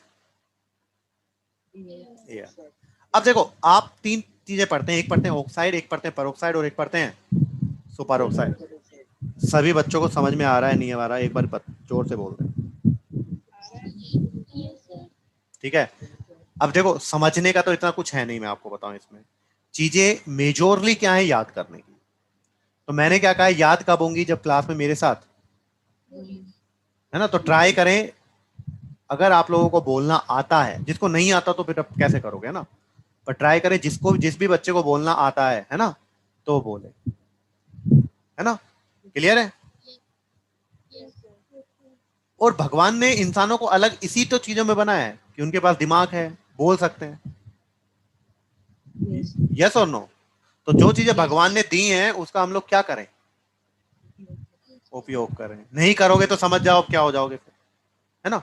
तो ट्राई करें जो चीजें दी हुई हैं उनको हम लोग उपयोग में लाएं, है ना। तो बोलने के लिए जबान दिए तो सही बच्चे बोलें, यूज करने के लिए ब्रेन दिया तो उसको यूज। बहुत बढ़िया, है ना। सरकाश में जानवर होता सर, पढ़ना ही नहीं पड़ता, ऐसा तो ख्याल नहीं आता किसी के मन में, है ना। हाँ तो, हाँ तो बहुत अच्छा आप लोगों को बनाया भगवान ने, तो उसको यूटिलाइज करें। मेहनत करेंगे तो बेटा सक्सेस जरूर मिलेगी, बिना मेहनत के कोई मतलब, है ना। हम लोग क्या चाहते हैं? हम लोग चाहते हैं कि हम लोग एग्जाम से एक दिन पहले पढ़ें और क्या बन जाए। तो भैया वो चाह में ही पॉसिबल हो सकता है, रियलिटी में हाँ, है ना। हम लोग देखते हैं कि सर अंबानी के पास इतना पैसा है, तो भैया वो मेहनत करके आया है ना। सर हमको टाटा बनना है, तो भैया वो मेहनत करके आए हैं। उनका जो मेहनत है वो कोई भी नहीं दे, मेहनत कोई भी नहीं देखता है, सिर्फ रिजल्ट देखता है। अब जो बच्चे सेलेक्ट हो जाते हैं देखते हैं भैया ये तो डॉक्टर बन गया। अब जो बच्चे सेलेक्ट हुए एक बार उनसे पूछना बेटा कितनी मेहनत की है ना। तो 600 प्लस नंबर लाना कोई आसान काम? हाँ, उसके लिए दिन रात लगना पड़ता है। अब कई तो 2 घंटे 3 घंटे पढ़ने के बाद बोलते पसीना पूछ के, सर आज तो बहुत पढ़ लिया, आप जानते भी नहीं कितना पढ़ लिया। तो भाई 2-3 घंटे 3 घंटे 4 घंटे की स्टडी से कुछ भी नहीं होने वाला है। जो आपकी क्लासेस चल रही हैं उसको हटाकर कम से कम मैं बता रहा हूँ आपको 8 से 10 घंटे आपको पढ़ने ही पढ़ने पड़ेंगे। अगर आपको अब ये टाइम आ चुका है मिनिमम 8 to 10 आवर्स पढ़ने का, और 8 to 10 आवर्स ऐसा नहीं कि बुक लेकर बैठ गए, 8 to 10 आवर्स का मतलब फोकस्ड स्टडी। तो अब हाँ, क्वालिटी स्टडी। तो अब ये जो 3-4 महीने बचे हैं ये लगभग 8 से 10 घंटे पढ़ने लायक है, और वो भी क्वालिटी स्टडी के साथ। 2-3-4 घंटे की पढ़ाई में कोई भी डॉक्टर मैंने तो नहीं देखा आज तक बनते हुए, है ना। और जो बच्चे सेलेक्ट हो जाते हैं ना वो कहते हैं बेटा ऐसे कर लो ऐसे कर लो, इतने से हो जाएगा। पर बेचारे वो नहीं बताते खुद कितना पढ़कर आए हैं वो लोग, है ना। पूरा मैंने देखा है, कई बच्चे जो 650 प्लस करते हैं, 600 प्लस करते हैं, बेचारे सुबह से स्टार्ट होते हैं शाम तक पढ़ते रहते हैं। उनके पेरेंट्स को बोलना पड़ता है बेटा खाना तो खा लो। ऐसा हमारे साथ तो होता नहीं हुआ किसी बच्चे के साथ, आया ना। अभी भी क्लास चलते चलते भी अगर खाने की खुशबू आ जाए तो बोल देते हैं भैया यहाँ पर दे जाना, कौन से सर देख रहे हैं। है ना। तो थोड़ा सा हम लोगों को स्टडी में क्या लाना है बेटा, हाँ डिसिप्लिन लाना है और जुनून लाना है। जितना जुनून होगा उतना ही पढ़ने का मजा आएगा, है ना। हाँ तो सब्जेक्ट से अगर प्यार करोगे तो मजा आएगा, है ना। चलिए, तो अब हम लोग बात करते हैं बेटा रिएक्टिव टूवर्ड्स एयर। जल्दी सभी बच्चे बताएं ऑक्साइड क्या होता है। Oxide O-2। पर क्या होता है, सुपर ऑक्साइड क्या होता है, O2-। ऑक्साइड, पर और सुपर ऑक्साइड।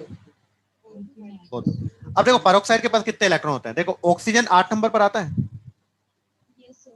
तो न्यूट्रल है तो 8 इलेक्ट्रॉन होंगे, तो O2 के पास कितने होंगे, 16, 16। और -2 का मतलब 2 और ले लिए, कितने इलेक्ट्रॉन हो गए। लेकिन सुपर ऑक्साइड के पास बताओ, सुपर ऑक्साइड के पास O2 के पास 16 और माइनस मतलब, अब क्या 17 और 17 इलेक्ट्रॉन को पेड कर सकता हूं क्या, तो 17 इलेक्ट्रॉन को पेड कर ही नहीं सकता, तो नेचर कैसा आ जाएगा। तो परोक्साइड का नेचर तो कैसा है, डायामैग्नेटिक। और मैं ये आपको पढ़ा चुका एमओटी थ्योरी में, रख कर देख लेना, पढ़ाई थी एमओटी थ्योरी। तो परोक्साइड का होता है डाया और सुपर ऑक्साइड का होता है, हाँ। अब देखो जितने भी अल्कली मेटल है, लिथियम, लीना की रब से फरियाद, सब ऑक्साइड बनाते हैं, सब। सोडियम से सीजियम तक के सब क्या बनाते हैं, परोक्साइड, परोक्साइड। और पोटेशियम से सीजियम तक के सब क्या बनाते हैं, तो लिथियम से सीजियम तक सारे के सारे ऑक्साइड। सोडियम से सीजियम, तो क्या क्या लिथियम परोक्साइड बनाता है, बताया ना, सोडियम से सीजियम तक के बनाता है, मतलब लिथियम नहीं बनाता है। और पोटेशियम से सीजियम तक के, अब देखो फॉर्मूला बना लोगे, ऑक्साइड का फॉर्मूला क्या होगा, देखो एल्कली मेटल +1 चार्ज और ऑक्साइड पर -2, तो क्या बन गया, M2O बन गया ऑक्साइड। परोक्साइड का फॉर्मूला क्या होगा, एल्कली मेटल +1 चार्ज और परोक्साइड होता है O2, तो ये एक और चार्ज आ गया 2, तो क्या बन जाएगा, M2। अब सुपर ऑक्साइड का फॉर्मूला बनाना तो M पर पॉजिटिव और सुपर ऑक्साइड क्या होता है, O2-, प्लस माइनस मतलब क्या बन गया, MO। तो लिथियम से सीजियम तक, सोडियम टू सीजियम तक और पोटेशियम टू सीजियम तक। तो पोटेशियम टू सीजियम तक का साइज क्या होता है, बड़ा होता है। और सुपर ऑक्साइड का साइज भी क्या होता है, बड़ा होता है। तो जो पोटेशियम, रुबेडियम और सीजियम है वो सुपर ऑक्साइड क्यों बनाते हैं, क्योंकि इनका साइज भी बड़ा है और सुपर ऑक्साइड का साइज भी। तो बड़ा कैटायन बड़े एनायन से सेटिस्फाई हो जाएगा, क्लियर है, स्टेबलाइज हो जाएगा। तो अगर आपसे पूछा जाए कि potassium, rubidium, caesium super oxide बनाते हैं क्यों, तो आप क्या कहोगे, सर इनका साइज भी बड़ा है, कैटायन का साइज भी बड़ा है और सुपर ऑक्साइड का साइज भी, एनायन का साइज भी, तो दोनों बड़े बड़े एक दूसरे को क्या कर देंगे। अगर आपसे पूछा जाए तो, अगर आपसे पूछा जाए लिथियम जनरली क्या बनाएगा, तो लिथियम जनरली क्या बनाएगा, ऑक्साइड। सोडियम जनरली क्या बनाएगा, और पोटेशियम से सीजियम तक जनरली क्या बनेंगे, कोई दिक्कत। तो lithium, lithium, sodium, potassium, lithium, sodium, potassium. जो जो आपका परोक्साइड होता है वो कैसा नेचर का होता है, डायमैग्नेटिक या पैरामैग्नेटिक, डायमैग्नेटिक। और सुपर ऑक्साइड, अरे भाई मजा आ रहा है कि नहीं आ रहा है। अब ईमानदारी से बताओ, अभी तक जितना भी पढ़ाया वो याद हुआ है, जो बच्चे बोल रहे हैं उनसे बात कर रहा हूं मैं ना, जितना भी अभी तक पढ़ाया है वो याद हुआ है या नहीं हुआ है। अब देखो मैं जब पढ़ाऊंगा और जो बच्चे बोल रहे हैं, मेरी गारंटी है आपको वो क्लास में ही क्या हो जाएगा। लेकिन अब जैसे ही लेक्चर कंप्लीट होता है आपको वापस से क्या करना है, हाँ, तो एक दो बार चीजों को पढ़ोगे तो चीजें ऑटोमेटिकली कहां पर बैठ जाएंगी, क्लियर है। अब अगर मैं ऑक्साइड की स्टेबिलिटी की बात करूं तो बताओ, ऑक्साइड, परोक्साइड और सुपर ऑक्साइड में से सबसे ज्यादा स्टेबल कौन होता है, ऑक्साइड सबसे ज्यादा स्टेबल होते हैं बेटा। जनरली जो ऑक्सीजन होता है वो क्या बनाता है, ऑक्साइड ही तो बनाता है। तो स्टेबिलिटी की मैं बात करूं तो सबसे ज्यादा स्टेबल होते हैं ऑक्साइड, उसके बाद उससे कम परऑक्साइड, उससे कम। तो सबसे कम स्टेबल कौन है? तो सुपर ऑक्साइड कम स्टेबल है, तो बताओ जल्दी ऑक्सीजन दे देंगे, और सामने वाला ऑक्सीजन लेगा तो क्या हो जाएगा उसका ऑक्सीडेशन। तो कैसे एजेंट हो जाएंगे? Oxidising agent. तो इनमें से बताओ सबसे अच्छा ऑक्सीडाइजिंग एजेंट कौन है? ऑक्साइड, परऑक्साइड या सुपर ऑक्साइड? हाँ, क्लियर है, कोई दिक्कत? अब तो एयर से रिएक्शन हो गई। तो अगर मैं पूछूं लिथियम से सीजियम तक कौन जल्दी रिएक्ट करता है, तो कौन जल्दी रिएक्ट करता है? सीजियम। कौन जल्दी रिएक्ट करता है? तो आपको पता है ना, क्योंकि सीजियम जल्दी इलेक्ट्रॉन दे रहे थे। तो कौन ज्यादा रिएक्टिव होता है लिथियम टू सीजियम में? एयर के लिए। तो अगर एयर और वाटर की बात करें तो एयर और वाटर में लिथियम टू सीजियम रिएक्टिविटी, हाँ, तो मैंने पहले ही बताया था, कभी अगर आपको केमिस्ट्री लेबोरेटरी से सोडियम चुराने का मौका मिला हो, तो सोडियम को जब हम लोग पानी में डालेंगे ना, तो एकदम से क्या निकलेगी? आग निकलेगी, एक्सप्लोजन होगा। अब सोचो सोडियम ही कितना एक्सप्लोजन कर रहा है, तो सीजियम तो कितना, वो तो विग्रोसली हो जाएगा बहुत ज्यादा। क्लियर है, बहुत बढ़िया। अब देखो एयर में कौन कौन होता है? O2 और O2 और तो लिथियम ऑक्सीजन से रिएक्ट करके क्या बनाता है? ऑक्साइड। सोडियम ने क्या बनाया? परऑक्साइड। अरे नाइट्राइड कहां से आ गया यार अभी? परऑक्साइड। और पोटेशियम ने क्या बनाया? क्या बनाया? बहुत बढ़िया। अब मुझे एक बार बताओ कि जब ऑक्सीजन तो हो गई, एयर में नाइट्रोजन भी है, तो जो लिथियम होता है वो directly react with nitrogen of. Clear है? अब देखो लिथियम पे होता है +1 चार्ज, और नाइट्रोजन में -3, तो क्या बन जाएगा? ये 1 और ये 3 क्या बन जाएगा? लिथियम। हाँ, तो लीना की रब से फरियाद में लिथियम ही एक ऐसा है जो डायरेक्टली एयर की नाइट्रोजन से रिएक्ट। अब यहां पर एयर में नाइट्रोजन होगी, अगर मैं यहां पर लिथियम लाऊंगा तो वो क्या बनाएगा? Lithium, lithium nitride. भाई नाइट्रेट क्यों आ रहा है बार बार? नाइट, हाँ, N-3 क्या होता है? नाइट्राइड। जैसे O-2 होता है ना ऑक्साइड, ऐसे N-3 क्या होता है? तो अगर मैं यहां पर लिथियम को लाऊं तो डायरेक्टली वो एयर की नाइट्रोजन से रिएक्ट कर देगा। क्लियर है? लेकिन अगर मैं यहां पर सोडियम पोटेशियम लाता हूं तो वो डायरेक्टली एयर की नाइट्रोजन से रिएक्ट, सोडियम पोटेशियम एयर की ऑक्सीजन से रिएक्ट कर जाएंगे, लेकिन नाइट्रोजन से रिएक्ट। तो देखो मैंने लिखा है lithium directly react with nitrogen of, तो लिथियम नाइट्राइड बना लेंगे। लेकिन बाकी डायरेक्टली रिएक्ट कौन कौन? Sodium two.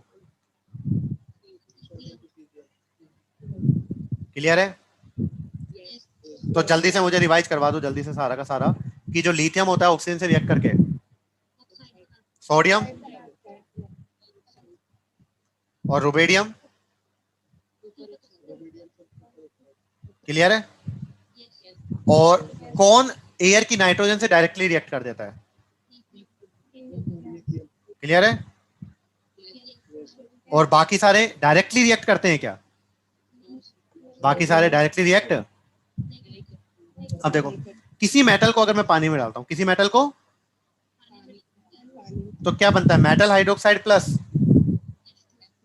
तो किसी भी मेटल को पानी में डालोगे, किसी भी मेटल को पानी में डालोगे तो क्या बनेगा उसका? हाइड्रोक्साइड। और कौन सी गैस निकलेगी? जैसे मैंने सोडियम को पानी में डाला तो क्या बनेगा? क्लियर है? समझ में आया? किसी भी मेटल को पानी में डालूंगा तो हाइड्रोक्साइड बनेगा। और क्लियर है? ऐसे अगर मैं मेटल हाइड्राइड को पानी में डालता हूं, किसको? जैसे सोडियम का हाइड्राइड को पानी में डाला तो भी क्या बनेगा? सोडियम हाइड्रोक्साइड प्लस कौन सी गैस निकलेगी?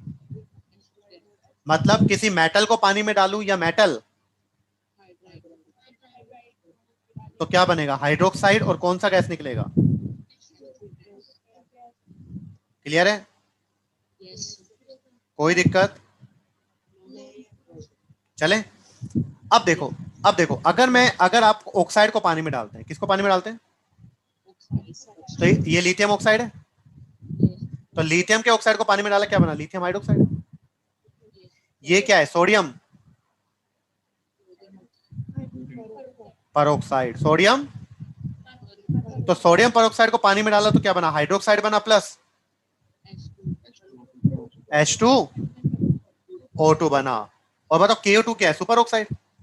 तो इसको पानी में डाला तो क्लियर है? तो अल्टीमेटली हुआ क्या? देखो अब कंक्लूजन क्या निकला? ऑक्साइड को पानी में डाला तो हाइड्रोक्साइड बना। क्लियर है? यहां पर डाला तो क्या बना? हाइड्रोक्साइड तो बना प्लस, और सुपर ऑक्साइड को डाला तो हाइड्रोक्साइड प्लस H2O2 प्लस। तो किसी भी ऑक्साइड को पानी में डालता हूं तो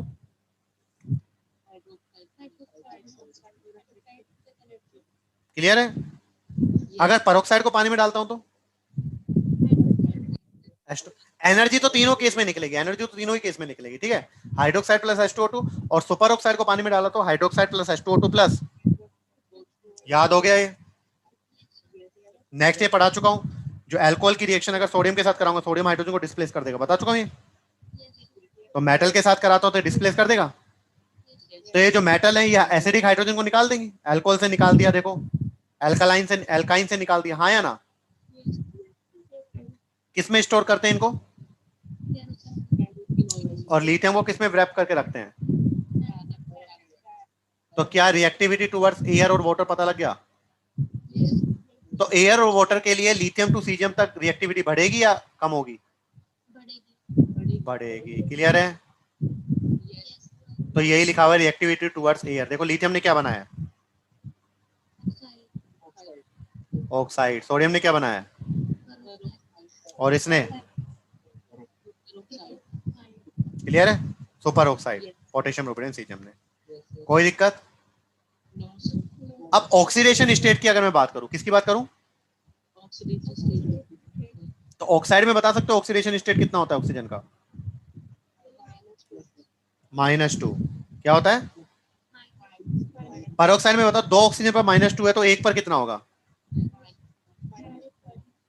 और सुपर ऑक्साइड में 2 ऑक्सीजन पर -1 है तो एक पर कितना होगा? हाँ, तो ऑक्साइड में अगर ऑक्सीडेशन स्टेट की बात कर देता हूँ, किसकी बात कर देता हूँ, तो बताओ ऑक्सीडेशन स्टेट यहाँ पर कितना आएगा? -2। यहाँ पर कितना आएगा? और यहाँ पर कितना आएगा? क्लियर है? तो ये क्या दिया बताओ? Potassium super oxide. तो ऑक्सीजन का ऑक्सीडेशन स्टेट कितना आएगा बताओ सुपर ऑक्साइड में? तो करके भी देख लो। देखो पोटेशियम पर कितना होता है? +1। इसको क्या मानूंगा? 2x = 0। क्लियर है? तो ऑक्सीजन का जो ऑक्सीडेशन स्टेट है वो कितना आ जाएगा? क्लियर है? रिएक्टिविटी टुवर्ड्स वाटर बता दिया। तो किसी भी मेटल को पानी में डालूंगा तो H2। किसी भी मेटल हाइड्राइड को पानी में डालूंगा तो, किसी ऑक्साइड को पानी में डालूंगा तो हाइड्रोक्साइड। एनर्जी छोड़ो, एनर्जी आपको पता है। सुपर ऑक्साइड को डाला तो प्लस H2O2 प्लस O2, और परऑक्साइड को डाला तो हाइड्रोक्साइड प्लस H2O2। क्लियर है ये? तो वाटर से रिएक्टिविटी भी। नेक्स्ट है रिएक्टिविटी टुवर्ड्स। तो हाइड्रोजन से रिएक्ट करके मेटल, हाइड्रोजन से रिएक्ट करके क्या बनाते हैं? Metal hydride. जैसे सोडियम क्या बनाएगा? NaH। पोटेशियम क्या बनाएगा? KH। तो देखो यहाँ पर लिखा हुआ है alkali metal react with dihydrogen at. तो जो एल्कली मेटल होता है 673 केल्विन पर रिएक्ट कर देते तो हाइड्राइड बना लेते हैं। लिथियम कितने पर करता है? बहुत बढ़िया। और इनके जो हाइड्राइड बनेंगे एल्कली मेटल के, एल्कली मेटल कंपाउंड कैसे होता है? आयनिक या कोवेलेंट? तो इनके जो हाइड्राइड बनेंगे वो कैसे होंगे? कोई दिक्कत? नहीं समझ में आया? कर सकते हैं या नहीं कर सकते हैं?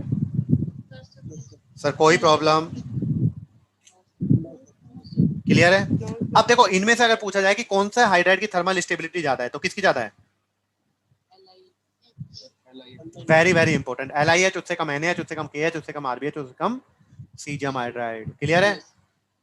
तो स्टेबिलिटी याद कर लोगे। नेक्स्ट है, देखो नेक्स्ट क्या है, रिएक्टिविटी टूवर्ड्स हेलोजन।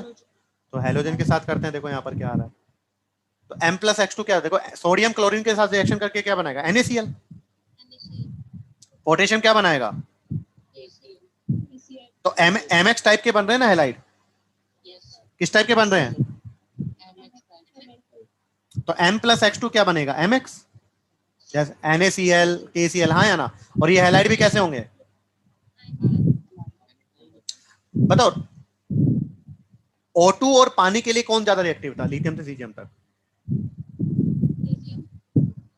सीजियम। नीचे जहां पर ऐसे हेलोजन के लिए भी कौन ज्यादा रिएक्टिव होगा, सीजियम होगा। लेकिन हाइड्रोजन के लिए कौन ज्यादा रिएक्टिव है, क्योंकि लिथियम हाइड्राइड ज्यादा स्टेबल हुआ है ना। अच्छा, अगर हेलोजन की बात करूं, फ्लोरीन क्लोरीन ब्रोमीन आयोडीन, तो आपको पता है सबसे ज्यादा रिएक्टिव कौन होता है, फ्लोरीन, फिर क्लोरीन, फिर ब्रोमीन आयोडीन। क्लियर है? अब अगर मैं बात करूं किसकी, LiCl NaCl KCl RbCl और सीजियम क्लोराइड, तो ये बताओ क्या होते हैं, आयोनिक। अब बताओ आयनिक बॉन्ड में कोवलेंट कैरेक्टर बताया था फजान रूल, तो फजान रूल में क्या बताया था, देखो यहाँ पर सभी में एनाइन सेम है, तो कैटायन जितना छोटा होगा उसमें कोवलेंट कैरेक्टर उतना ही। तो यहाँ पर देखो लिथियम का साइज छोटा है तो कोवलेंट कैरेक्टर, हाँ, तो लेफ्ट टू राइट जाने पर, और यहाँ पर कोवलेंट कैरेक्टर, तो आयनिक कैरेक्टर, तो लेफ्ट टू राइट जाने पर आयनिक कैरेक्टर। तो लिथियम के जो हैलाइड है वो जनरली कैसे होंगे, कोवलेंट होंगे। क्लियर है? कोई दिक्कत? जो लिथियम के हैलाइड होंगे वो जनरली कैसे होंगे, तो लिथियम का देखो LiX लिखा है वो कोवलेंट, बाकी लगभग सारे। और लिथियम के हैलाइड कोवलेंट क्यों होगा जनरली, क्योंकि उसमें लिथियम का साइज छोटा है, तो जितना छोटा कैटायन होगा वो एनायन को उतना ही ज्यादा क्या करेगा, पोलराइज करेगा, अट्रैक्ट करेगा, उतना ही ज्यादा ओवरलैपिंग होगी, और जितनी ज्यादा ओवरलैपिंग होगी कोवलेंट कैरेक्टर उतने ही। क्लियर है? नहीं समझ में आया? अब देखो आयनिक हैलाइड जब कैटायन एनायन पास आएंगे तो एनर्जी क्या करेंगे, और एनर्जी रिलीज करेंगे तो डेल्टा एच कैसा आएगा। क्लियर है? तो जो एंथैल्पी ऑफ फॉर्मेशन होता है आयनिक हैलाइड का वो कैसा होगा, बहुत बढ़िया। अब सुनना सही बच्चे, देखो किसी भी कार्बोनेट की रिएक्शन, मेटल कार्बोनेट है, किसी भी कार्बोनेट की रिएक्शन अगर आप लोग किसके साथ करते हो, किसी भी कार्बोनेट की रिएक्शन किसके साथ करते हो, तो क्या बनता है, एम और Cl के नाम, सोल्ट प्लस CO2 प्लस। तो किसी भी कार्बोनेट की रिएक्शन अगर एसिड के साथ करते हो तो क्या मिलता है, सोल्ट प्लस CO2 प्लस। क्या कर लोगे या नहीं कर लोगे, कोई दिक्कत? तो LiX और CgMX में से कौन ज्यादा आयोनिक होगा, सीजियम का। क्लियर है? क्योंकि लिथियम का तो कोवलेंट बताया अभी। तो किसमें एनर्जी ज्यादा निकलेगी, हाँ, तो किसका एंथैल्पी ऑफ फॉर्मेशन ज्यादा नेगेटिव होगा। क्लियर है? चले तो यहाँ पर देखते हैं हैलाइड कहाँ है, हेलोजन पढ़ लोगे, कोई दिक्कत?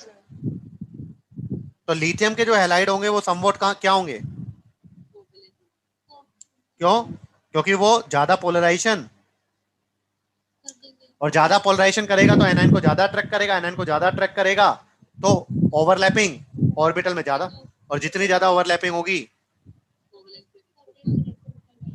क्लियर है? हो जाएगा।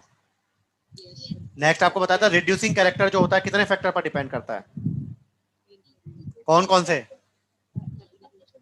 आयनाइजेशन और लिथियम का रिड्यूसिंग कैरेक्टर सबसे ज्यादा होता है, क्यों, क्योंकि उसका जो हाइड्रेशन एंथैल्पी होता है वो सब्लिमेशन और आयनाइजेशन को क्या कर देता है, कर लोगे, कोई दिक्कत?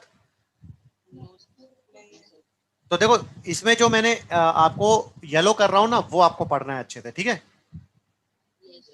नेक्स्ट आता है रिएक्शन विद ड्राई। तो ये एनसीईआरटी में नहीं दी हुई है रिएक्शन विद ड्राई अमोनिया। तो लिथियम की रिएक्शन अगर ड्राई अमोनिया के साथ कराता हूं, लिथियम की रिएक्शन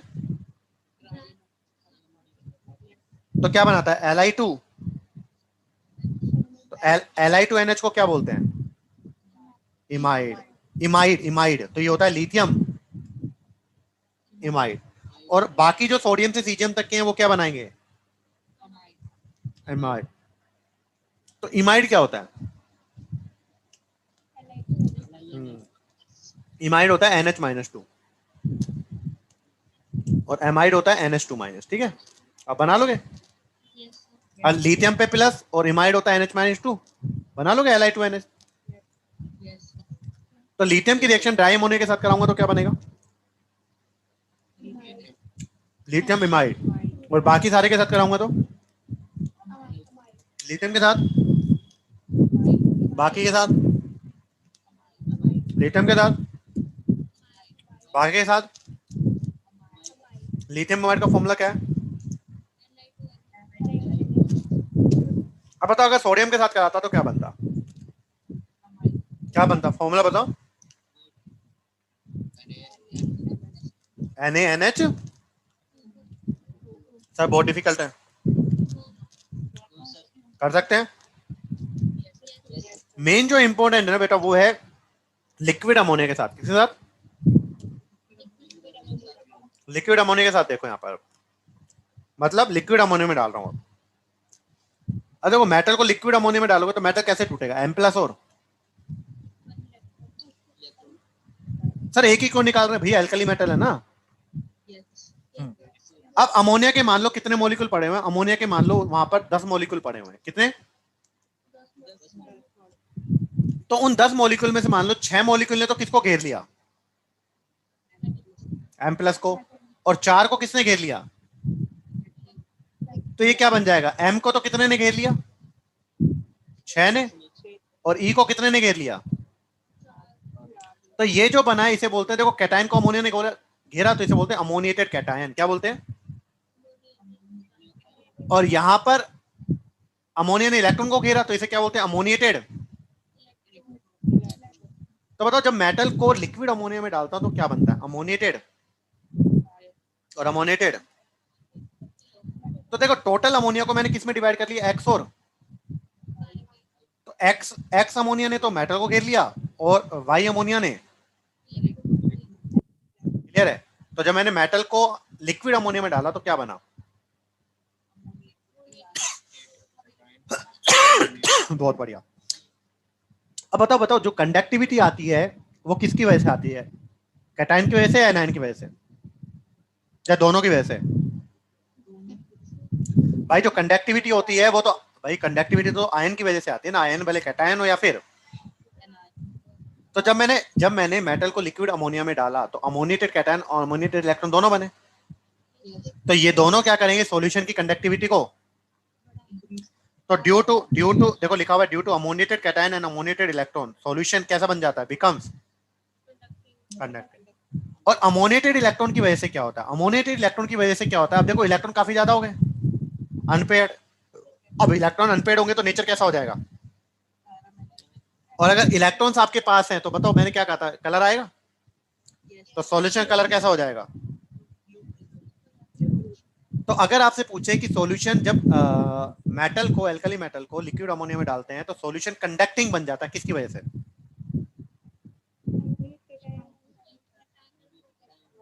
क्लियर है। लेकिन क्या है, लेकिन क्या है कि जो सॉल्यूशन है वो पैरामैग्नेटिक बन जाता है और सॉल्यूशन कलर ब्लू हो जाता है, किसकी वजह से,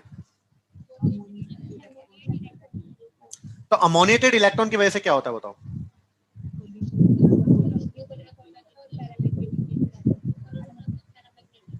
बेटा ये जो पढ़ा रहा हूं ना, ये जो अभी पढ़ा रहा हूं, ये जो चीज, ये आज के लेक्चर की सबसे, तो समझ में आ रहा है कितना ध्यान देने की जरूरत है। अगर आज के लेक्चर से कोई कंपटीशन में मुझे क्वेश्चन बनाने को दिया जाए तो इससे इंपॉर्टेंट आज के लेक्चर से है ना। तो मैंने क्या बोला, जब मैं एल्कली मेटल को लिक्विड अमोनिया में डाला तो सॉल्यूशन कंडक्टिंग हो गया, किसकी वजह से? दोनों की वजह से। और सॉल्यूशन का कलर ब्लू हो गया और पैरामैग्नेटिक नेचर हो गया, किसकी वजह से? बहुत बढ़िया। अब अगर इस सॉल्यूशन को लंबे समय तक रख दिया जाए, इस सॉल्यूशन को, तो जो सॉल्यूशन का ब्लू कलर है वो धीरे धीरे फेड हो जाता है, ब्लू कलर धीरे धीरे फेड हो जाता है। फेड क्यों होता है? क्योंकि अमाइड बनने लगते हैं। क्या बनने लगते हैं? हाँ। तो लंबे समय तक रखने पर M प्लस इलेक्ट्रॉन अमोनिया मिलकर क्या बना देता है? अमाइड, है ना। तो अगर बोला जाए कि लॉन्ग स्टैंडिंग तक इस सॉल्यूशन को रख दो लंबे समय तक, तो क्या होगा? ब्लू कलर फेड हो जाएगा ड्यू टू फॉर्मेशन ऑफ। और वेरी वेरी इंपॉर्टेंट, अगर मुझे इसमें से भी कोई क्वेश्चन डालना हो तो ये सबसे इंपॉर्टेंट, अगर सॉल्यूशन कंसंट्रेशन ज्यादा कर दूं, क्या कर दूं? तो सॉल्यूशन कंसंट्रेशन अगर ज्यादा कर दूं तो ब्लू कलर किसमें चेंज होने लगता है? अब बताओ, कंसंट्रेशन ज्यादा करूंगा तो इलेक्ट्रॉन ज्यादा होने लगेंगे, और इलेक्ट्रॉन ज्यादा होने लगेंगे तो वो आपस में पेयरिंग बनाने लगेंगे, और जब इलेक्ट्रॉन पेयर हो जाएंगे तो पैरामैग्नेटिक नेचर। तो अगर आपसे पूछा जाए कि सॉल्यूशन कंसंट्रेशन ज्यादा कर दूं तो ब्लू कलर और पैरामैग्नेटिक नेचर, और इसका नेचर क्या है? Due to formation of metallic. तो कंसंट्रेशन ज्यादा होने की वजह से क्या होगा? मेटल क्लस्टर बनाने लगती है ना, और क्लस्टर बनाने की वजह से ब्लू ब्रॉन्ज में और पैरा। याद हो गया सारा? कर लोगे सारा? नेक्स्ट आता है बेटा कार्बोनेट एंड। तो कार्बोनेट क्या होगा? तो मेटल पर +1 और कार्बोनेट पर -2, बन गया M2CO3। बाई कार्बोनेट क्या होगा? मेटल पर +1 और बाई कार्बोनेट होता है HCO3, तो क्या बन जाएगा? MH। क्लियर है? तो एक तो कार्बोनेट बन गया M2CO3 और बाई कार्बोनेट बन गया MH।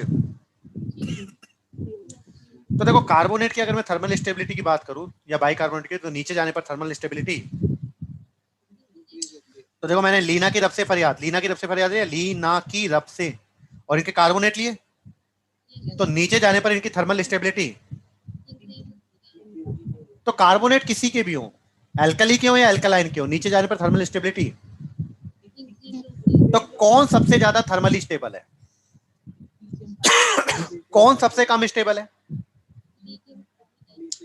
अब देखो, आपको पता है जब मैं कैल्शियम कार्बोनेट को हीट करता हूं, सही बच्चों को पता होगा क्या बनता है? तो किसी भी कार्बोनेट को जब हीट करते हैं तो क्या मिलता है? ऑक्साइड। और तो लिथियम का कार्बोनेट थर्मली क्या है? अनस्टेबल, ज्यादा स्टेबल नहीं है।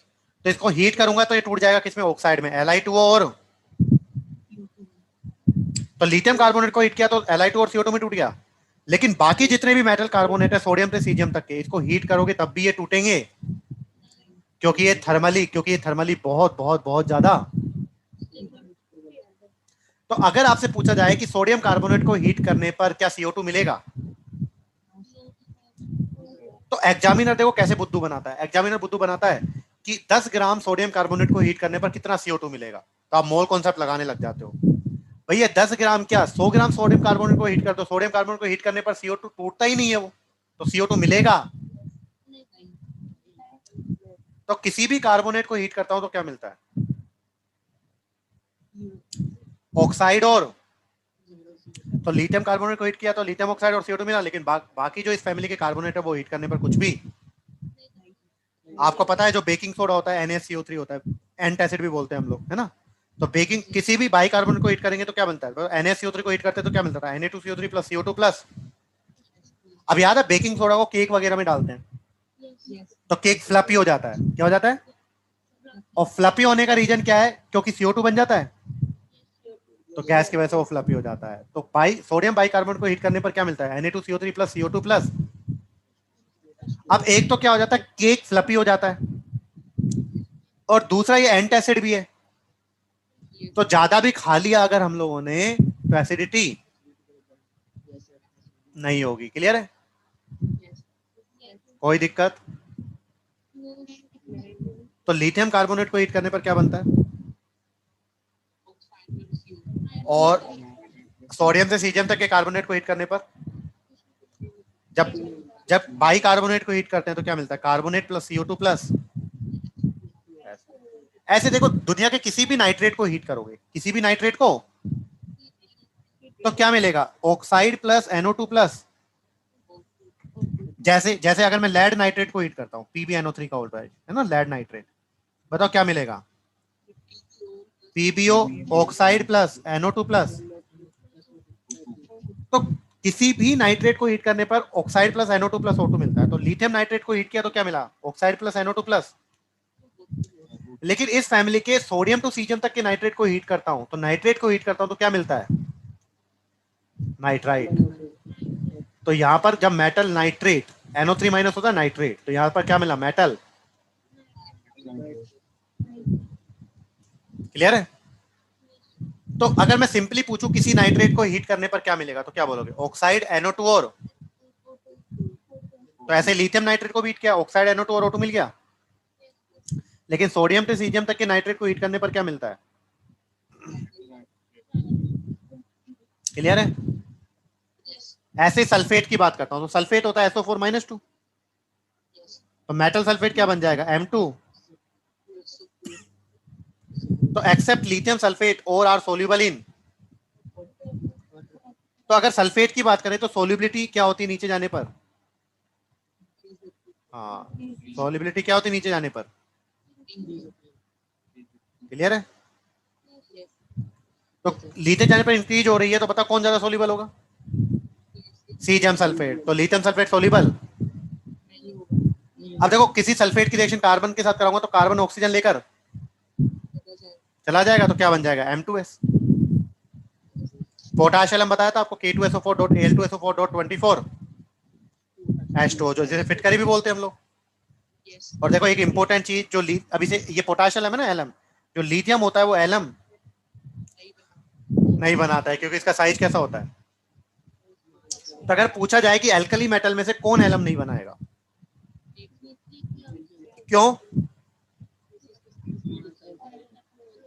क्योंकि उसका साइज।